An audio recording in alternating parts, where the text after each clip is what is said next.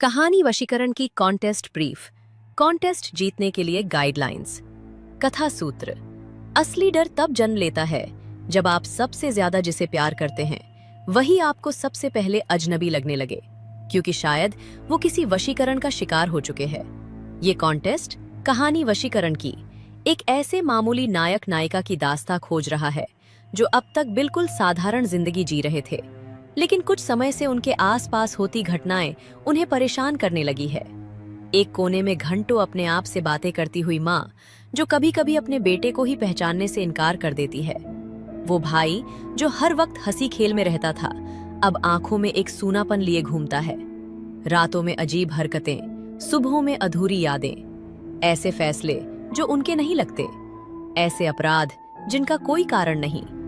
दुनिया अंधकार में धीरे धीरे फिसलती है, इतनी चुपचाप कि रोशनी को भी अपने मिटने का आभास देर से होता है। इंसानों के चेहरे वही रहते हैं, पर उनकी आंखों से कोई और झांकने लगता है। रचिए ऐसी घटनाएं जो दिखाएं कि ये सूनापन सिर्फ एक घर तक सीमित नहीं है। पूरी दुनिया में लोग एक अनजाने अंधकार का शिकार हो रहे हैं, जैसे उनकी आत्मा को किसी ने जकड़ रखा हो। उनकी परछाई में एक और परछाई सांस ले रही हो, चेहरे पर थकान, दिल में घुटन, मानो कोई अदृश्य हाथ उनकी हर धड़कन को अपनी इच्छा से मोड़ रहा हो।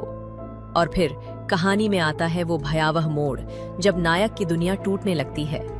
एक हादसा जो उसके परिवार या उसके दिल के सबसे करीब, जिससे वो सबसे ज्यादा प्रेम करता है, उसे मौत की दहलीज पर ला खड़ा करता है। तब उसे एहसास होता है कि अगर अभी कुछ नहीं किया तो वो अपने परिवार या अपनी प्रेयसी को हमेशा के लिए खो देगा। और यहाँ से शुरू होता है वो परछाइयों का सफर, जब नायक सच की तलाश में उतरता है। दिखाओ वो खोज जहाँ नायक को समझ आता है कि जो हो रहा है ये पागलपन या कोई बीमारी नहीं है, ये वशीकरण है। एक ऐसी असुरी सत्ता जिसके अपने नियम, अपनी भूख और अपना इतिहास है। ये अचानक हमला नहीं करती, ये पहले सुनती है, फुसफुसाती है और फिर रास्ता बनाती है। डर, अपराध बोध, पुराने जख्मों के सहारे। धीरे धीरे इंसान अपनी इच्छा खो देता है, और जब पूरा नियंत्रण हो जाता है तो वो केवल एक कठपुतली रह जाता है। इस अंधेरे सफर में नायक को मिलते हैं कुछ और लोग जिन्होंने अपनों को खोया है या जिन्हें बचाने की उम्मीद अब भी जिंदा है, जो समझते हैं ये समस्या व्यक्तिगत नहीं, व्यापक है, पूरी दुनिया में फैलती हुई। दिखाइए वो पल जब नायक और उसके नए दोस्त इस अनजान खोज पर साथ निकलते हैं, जो उन्हें ले जाती है एक सुनसान हवेली, खंडहर गांव, बंद स्कूल, जहां दीवारें यादें और अधूरी सच्चाइयां छुपाए बैठी हैं। पुरानी डायरियां मिलती हैं, रक्त से लिखे अनुष्ठान, टूटे हुए मंत्र और एक सच्चाई।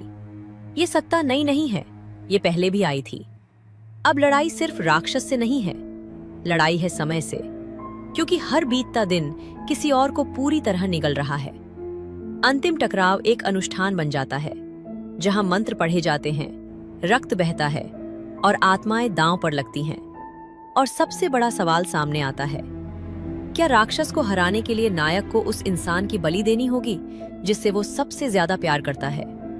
आपका मिशन एक ऐसी ऑडियो सीरीज रचिए जहां लड़ाई सिर्फ बाहर नहीं बल्कि अपने भीतर छुपे राक्षस से भी है, जहां डर और प्रेम आमने सामने खड़े होते हैं और सच तक पहुंचने के लिए खुद से टकराना पड़ता है, क्योंकि इस लड़ाई में हार का मतलब है दुनिया के अंत की शुरुआत।